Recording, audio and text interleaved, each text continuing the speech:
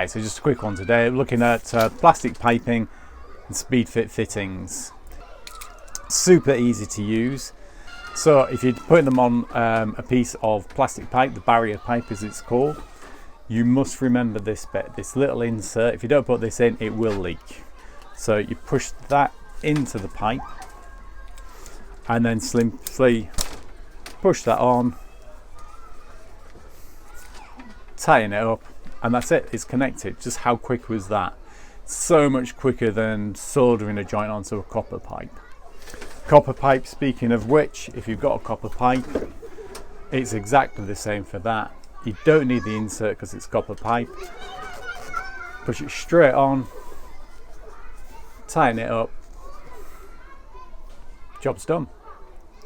Obviously it's significant time saving, so the cost of the fitting itself compared to time taken to install copper pipes, yeah, it's a balance which is actually the best value. For me, plastic pipe all the way. I can do a massive 50-meter run with very few joins and install it super quickly, and I don't need hot torches, and I know it's going to be leak free because those connections are just great. I know the die-hard plumbers won't agree with me, and I'll wait for the comments to come up, but yeah, I love Speedfit fittings.